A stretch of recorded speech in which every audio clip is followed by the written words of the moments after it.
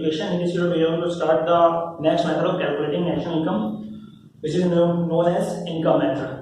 As you all know, हमने इससे पहले के जो वीडियो किए हैं उनमें फेजेज ऑफ प्रोडक्शन या फेजेज ऑफ सर्कुलर फ्लो हमने कंसिडर किया था, जहां मेनली मैंने कंसिडर किया था कि सबसे पहले प्रोडक्शन होगा, उसके बाद इनकम जनरेट होगी, देन वो इनकम एक्सपेंडिचर में कन्वर्ट होगी और फिर से क्या होगा, प्रोडक्शन होगा। तो ये प्रोडक्शन, इनकम, एक्सपेंडिचर, फिर प्रोडक्शन, ये फेजेज ऑफ प्रोडक्शन है, ठीक है, फेजेज ऑफ सर्कुलर फ्लो है। इसमें एक फेज जो प्रोडक्शन मेथड था, वैल्यू एडेड मेथड था, उसको हमने कंसीडर किया था। पिछला जो वीडियो था जब हमने नेशनल इनकम को कैलकुलेट किया था वैल्यू ऑफ या वैल्यू एडेड मेथड या प्रोडक्शन मेथड से। अब इस वीडियो में हम कंसीडर करते हैं जो next phase of circular flow of income है, which is known as income method. तो उस इनकम मेथड से, इनकम फेज के अंतर्गत कैसे इनकम मेथड से नेशनल इनकम कैलकुलेट होगी वो मुझे समझना है, ठीक है।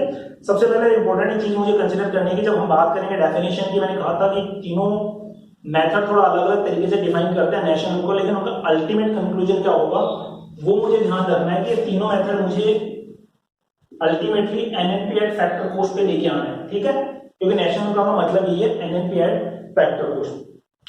अब बात करें डेफिनेशन की, तो डेफिनेशन सिंपल सी है कि मतलब अगर कंसीडर करें डेफिनेशन को, तो जो लिखी हुई बुक में उसको हम कंसीडर कर लेते हैं कि it is the sum of total factor income which is earned by the normal resident during an accounting year। यानी नेशनल इनकम को अगर मैं डिफाइन करता हूं under the supervision of income method, it is clearly states that national income is nothing else but it is the sum of total factor income which is earned by the normal resident of a country during an accounting year during an physical year। यानी किसी एक राजकोषीय वर्ष के दौरान, एक लेखांकन वर्ष के दौरान किसी कंट्री के जो सामान्य निवासी होते हैं उनके द्वारा जो कुल फैक्टर इनकम जनरेट की जाती है, ठीक है, या कुल फैक्टर इनकम जो कमाई जाती है उनका सम ही क्या कहलाएगा, फैक्ट नेशनल इनकम, जब हम बात करेंगे किसकी, इनकम मेथड की, ठीक है। तो now how to calculate national income with the help of income method, तो इसको हमने बड़ा इजी तरीके से समझना है, मतलब ज्यादा मुझे डिटेल में नहीं जाना, जो कॉन्सेप्ट है, जो क्वेश्चंस मेरे से एग्जाम में पूछे जाते हैं उन्हीं को बेस मान के मुझे कंसीडर करना है। तो जो पहला स्टेप होगा वो है basically classification of factor income, ठीक है। Now before moving classification of factor income, let me remind you what is the difference between factor income and transfer income, या how factor income differentiate from transfer income.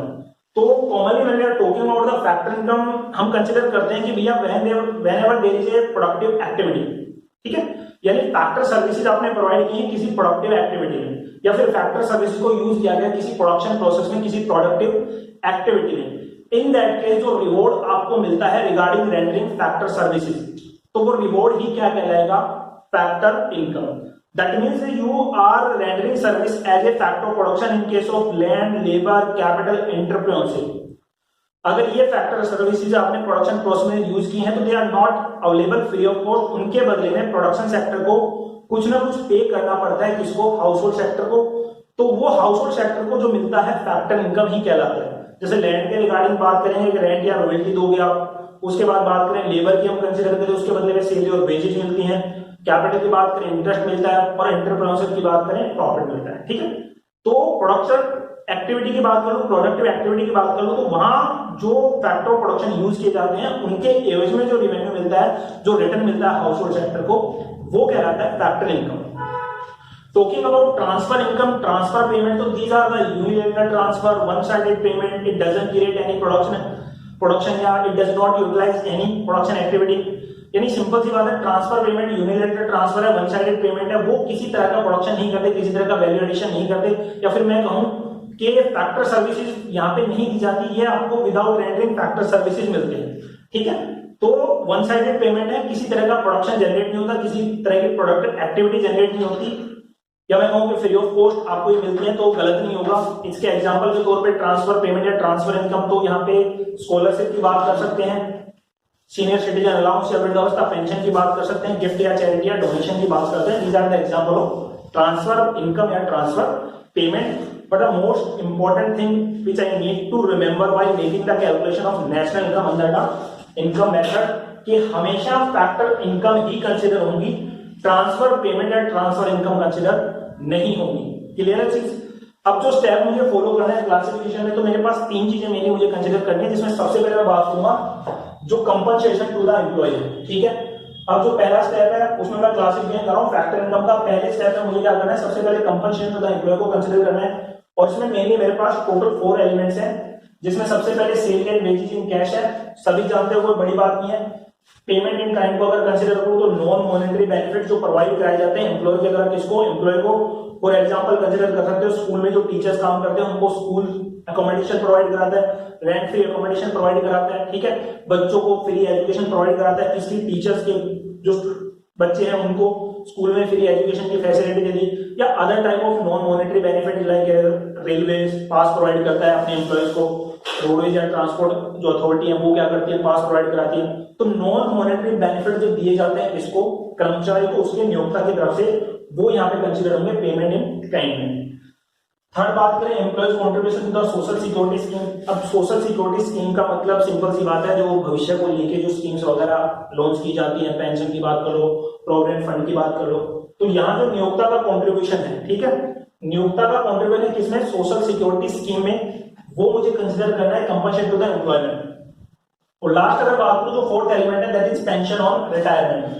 तो ये total जो 4 element है, salient wages in cash, payment in kind, employers contribution to the social security scheme और pension on retirement, ये चारों मिलकर क्या बनते हैं, compensation to the employ. Clear जी। अगर किसी क्वेश्चन में कंपनसेशन टू द एम्प्लॉय दे रखा हो और ये चारों अलग दे रखा हो तो फिर मुझे इसी को कंसीडर करना है, इनको सेपरेटली कंसीडर नहीं करना है। हाँ, एक चीज मुझे ध्यान रखनी है, पेंशन और रिटायरमेंट कंसीडर किया जाएगा, लेकिन वृद्धावस्था पेंशन या सीनियर सिटीजन अलाउंस कंसीडर नहीं होगा, क्योंकि वो ट्रांसफर इनकम का पार्ट है, ट्रांसफर पेमेंट का पार्ट है। Now talking about the second one, operating surplus. Operating surplus में हम किनको इंक्लूड करते हैं, सबसे पहले रेंट और रॉयल्टी को, इंटरेस्ट और प्रॉफिट को। अब रेंट और रॉयल्टी का सिंपल सा मीनिंग है, नॉर्मल नेचर ऑफ एसेट है तो रेंट होगा, स्पेशल नेचर ऑफ एसेट है तो रॉयल्टी होगी। जैसे एग्रीकल्चर लैंड को अगर आप एग्रीकल्चर यूज करते हो तो रेंट को आप एनालाइज कर सकते हैं, अगर उसको आप ब्रिक्स इंडस्ट्री के लिए मतलब सोयल विड्रॉ के पर्पस से यूज करते हैं तो वहां पे आपको क्या करना पड़ेगा, जितना सोयल विड्रॉ करोगे उसके हिसाब से सरकार को क्या देनी पड़ेगी, रॉयल्टी। या फिर मैं कह सकता हूँ जो माइंस होती है जिनसे खनिज पदार्थ मिनरल्स वगैरह निकाले जाते हैं, मार्बल वगैरह निकाला जाता है, तो वहां भी सरकार क्या करती है, उस पर्टिकुलर जो विड्रॉ करता है, जो निकालता है, उससे क्या लेती है, रॉयल्टी। इंटरेस्ट कैपिटल के रूप में दिया जाता है, प्रॉफिट हमने कंसीडर किया था एंटरप्रेन्योरशिप के रिगार्डिंग। तो जो बात करें ऑपरेटिंग सरप्लस की, जो 3 चीजें मेरे पास है, रेंट, रॉयल्टी, इंटरेस्ट और प्रॉफिट, ठीक है। और लास्ट हम बात करेंगे किसकी, मिक्स्ड इनकम की। मिक्स्ड इनकम का सिंपल सा एक मीनिंग है कि जब आपके फैक्ट ऑफ प्रोडक्शन आप खुद की प्रोडक्शन प्रोसेस में यूज करते हो, जब फैक्ट ऑफ प्रोडक्शन आपने क्या किए, खुद के प्रोडक्शन प्रोसेस में यूज किए हैं, तो उस केस में जो रिटर्न होता है, जो रेवेन्यू जनरेट होता है, वो टोटल मिला के क्या कहा जाता है, मिक्स्ड इनकम। क्योंकि जब खुद की प्रोडक्शन प्रोसेस में आपने यूज किया तो वहां पे सेग्रीगेशन पॉसिबल नहीं है, सेपरेशन पॉसिबल नहीं है, कितना लैंड का है, कितना लेबर का है, कितना कैपिटल का, कितना एंटरप्रेन्योरशिप का, वो एक डिफरेंशिएशन कहूंगा, उनका अलग अलग कैलकुलेशन मेजरमेंट पॉसिबल नहीं है जब आप फैक्ट ऑफ प्रोडक्शन को खुद की प्रोडक्शन प्रोसेस में यूज करते हो, खुद के ही फैक्ट ऑफ प्रोडक्शन को, तो उस केस में जो जनरेट होगा वो क्या होगा, मिक्स्ड इनकम। क्लियर है चीज। अब बात करें, अगर मैं कंसीडर करता हूं कंपनसेशन टू द एम्प्लॉय को, ऑपरेटिंग सरप्लस को, मिक्स्ड इनकम, में तीनों को जोड़ने के बाद जो मुझे मिलेगा वो कहलाएगा एनडीपीएट फैक्टर कॉस्ट, यानी compensation to the employee, operating surplus और मिक्स्ड इनकम को अगर मैं ऐड कर दूंगा तो that is equal to the net domestic product at factor cost, ठीक है। अब मुझे जाना किसके ऊपर है, नेट एनडीपी फैक्टर कॉस्ट से किसके ऊपर, एनएनपीएट फैक्टर कॉस्ट के ऊपर। अगर मैं बात करता हूं यहाँ पे मुझे फाइंड आउट करना है एनएनपीएट फैक्टर कॉस्ट, और गिवन मेरे पास क्या है, क्या कैलकुलेट किया है मैंने, एनडीपीएट फैक्टर कॉस्ट। तो इसमें क्या कर दूंगा, मुझे डोमेस्टिक से किसके ऊपर जाना है, नेशनल के ऊपर, तो प्लस क्या कर दूंगा, net factor income from abroad. और इसको हमने पिछला जो वीडियो उसमें कंसीडर किया था कि इसका इंपैक्ट क्या है, और आगे भी इसको कंसीडर करेंगे, ठीक है। तो ये एक तरीका होगा मेरा नेशनल इनकम कैलकुलेट करने का, इसका इनकम मेथड का। अब थोड़ा सा कंसीडर कर लेते हैं कि जो प्रोफेशंस मुझे ध्यान रखने हैं, ठीक है, इनको डिटेल मेरे पास बहुत टोटल मिला के 52 एलिमेंट्स हैं, आइटम्स हैं, जिनको मैं एक बार सेपरेट वीडियो में कंसीडर करूंगा, लेकिन फिर भी थोड़ा सा मैं ध्यान दे लेता हूं कि इनकम मेथड में मुझे किन किन चीजों का ध्यान रखना है। बिल्कुल आसान पॉइंट है, ट्रांसफर पेमेंट, ट्रांसफर इनकम मैंने अभी बताया था कि ये कंसीडर नहीं होंगे क्योंकि क्या है, वन साइडेड पेमेंट है। उसके बाद बात करें इनकम फ्रॉम इलीगल एक्टिविटी, ये भी कंसीडर नहीं होगी क्योंकि इनका सही रिकॉर्ड अवेलेबल नहीं होता, कितना जोड़ोगे कितना नहीं जोड़ोगे ये तब पता लगेगा जब इनका रिकॉर्ड अवेलेबल होगा, और अगर रिकॉर्ड ही अवेलेबल होता तो फिर वो इलीगल एक्टिविटी नहीं होगी, ठीक है। जैसे जो गैम्बलिंग वगैरह होता है, हॉर्स रेसेस वगैरह होते हैं, इनको हम कंसीडर करते हैं, ठीक है। उसके बाद income from the sale of second hand goods, पहले भी बताया था और अभी बता रहा हूं कि ये कंसीडर नहीं होते कभी भी second hand goods national income के पर्पस से। हाँ, इनके ऊपर जो कमीशन ब्रोकरेज दिया है इनके सेल और परचेज पे, वो नेशनल इनकम में कंसीडर होगा। लेकिन sale of income generated from the sale of second hand goods consider नहीं होंगे, लेकिन इनके सेल एंड परचेज पे जो कमीशन ब्रोकरेज है वो नेशनल इनकम में जुड़े। उसके बाद बात करें sale of share and bonds, ये भी नेशनल इनकम में इंक्लूड नहीं होगा, ठीक है। नेक्स्ट अगर बात करें यहाँ पे विंडफॉल गेन्स, ये कंसीडर नहीं किए जाते। विंडफॉल गेन्स का मतलब वो कैजुअल इनकम्स होती हैं जो कभी कभी आपको होती है, रेगुलर बेसिस पे नहीं होती। इनडायरेक्ट टैक्सेस की अगर बात करूं, इनको मैं नेशनल इनकम में कंसीडर नहीं करूंगा। इसका रीजन मुझे ध्यान रखना है क्योंकि मैं बात कर रहा हूं एनएनपी एट फैक्टर कोस्ट, ठीक है। इनडायरेक्ट टैक्सेस कंसीडर होते हैं केवल और केवल किसके पर्पज से, जब हम इसको फैक्टर कोस्ट से किस पे लेके जाते हैं, मार्केट प्राइस के ऊपर, ठीक है।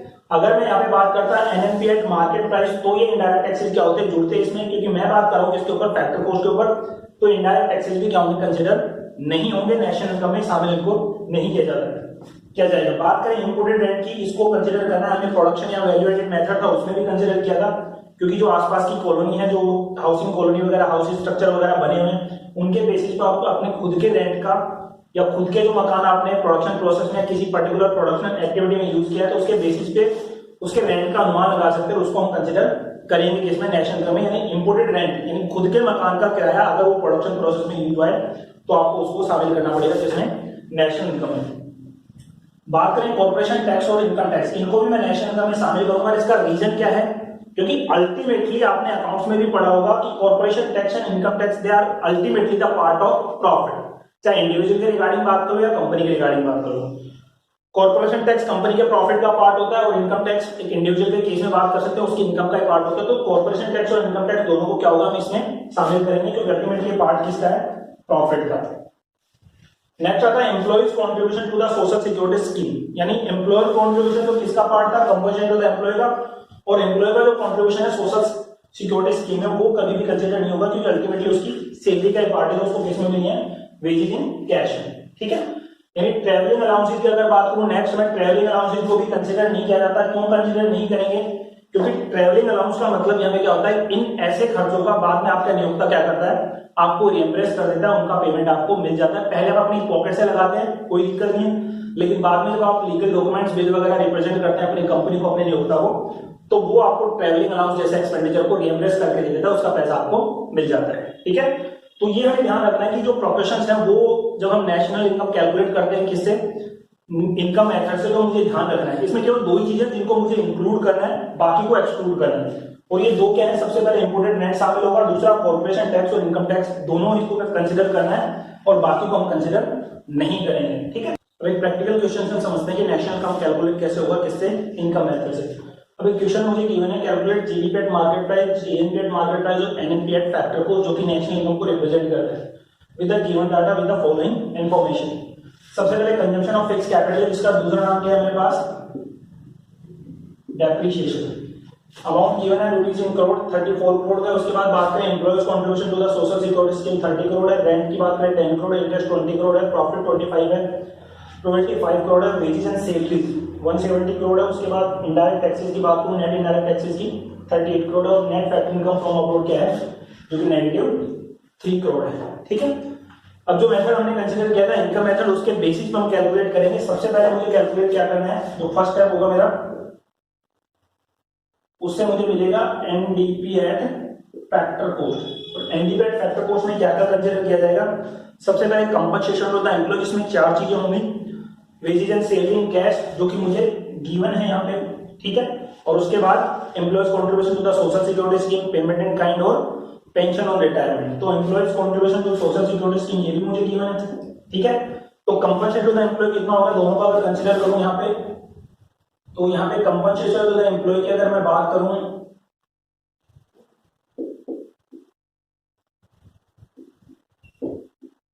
तो wages and salary in cash plus employees contribution to social security scheme, and that is 200, ठीक है। उसके बाद सेकंड स्टेप पे मुझे क्या करना है, ऑपरेटिंग सरप्लस को मुझे कंसीडर करना है, क्योंकि बाकी element compensation to the employee scheme के गिवन नहीं है। तो ऑपरेटिंग सरप्लस की बात करें तो इसमें रेंट भी शामिल होगा, इंटरेस्ट भी शामिल होगा, प्रॉफिट और रॉयल्टी, दोनों चारों को मुझे कंसीडर करना है। और ये चारों मिलकर टोटल इनका कितना होगा, 30, 50 और 60। तो जो ऑपरेटिंग सरप्लस है वो कितना है मेरे पास, 60। उसके बाद मिक्स इनकम की बात करूं, वो मेरे पास है नहीं, तो मेरा जो एनडीपी एट फैक्टर कोस्ट है अगर मैं बात करूं यहाँ पे एनडीपी एट फैक्टर कॉस्ट कितना हो गया 260 रुपीज 260। अब मुझे फाइंड आउट क्या करना है एनएनपी एट फैक्टर कॉस्ट। तो इसके लिए मुझे क्या करना है एनडीपी एट फैक्टर कॉस्ट मुझे गिवन है, मुझे सिर्फ डोमेस्टिक से किस पे जाना है नेशनल पे, तो प्लस क्या कर दूंगा NFIA। अब एनडीपी कितना गिवन है मुझे रुपीज 260 करोड़ प्लस क्या करूंगा NFIA जो गिवन है कितना -3। तो इसको हम क्या करेंगे ऐड कर देंगे, ठीक है।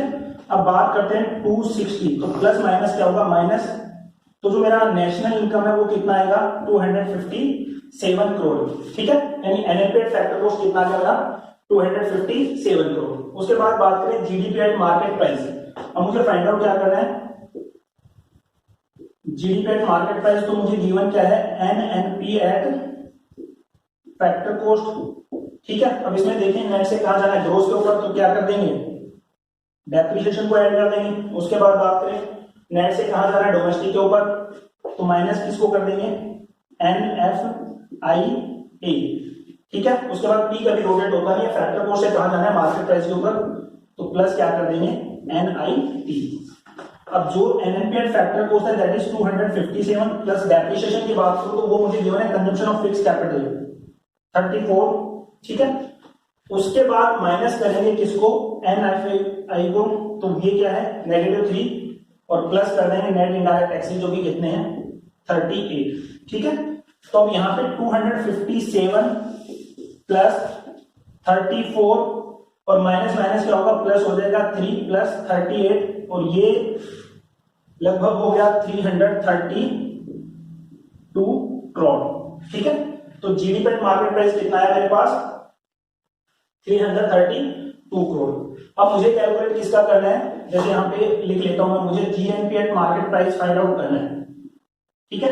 और मुझे गिवन क्या है जीडीपी एट मार्केट प्राइस। अब मुझे क्या करना है ग्रोस रहेगा डोमेस्टिक से नेशनल के ऊपर आना है, तो प्लस क्या कर दूंगा net factor income from abroad, यानी मुझे क्या करना है NFIA को क्या कर दूंगा ऐड कर दूंगा। और ये जो मुझे गिवन है कितना जीडीपी एट मार्केट प्राइस कितना है 332 करोड़, इसमें प्लस क्या करेंगे जो net factor income from abroad है। अब यहाँ पे प्लस माइनस क्या होगा माइनस हो जाएगा, तो 332 -3, तो जो जीएनपी एट मार्केट प्राइस है वो कितना है ₹329 करोड़, ठीक है। तो इस क्वेश्चन से हमने समझा कि नेशनल इनकम कैलकुलेट कैसे होगी इनकम मेथड से, ठीक है। नेक्स्ट वीडियो हम स्टार्ट करेंगे किसको एक्सपेंडिचर मेथड को। Till then thank you so much.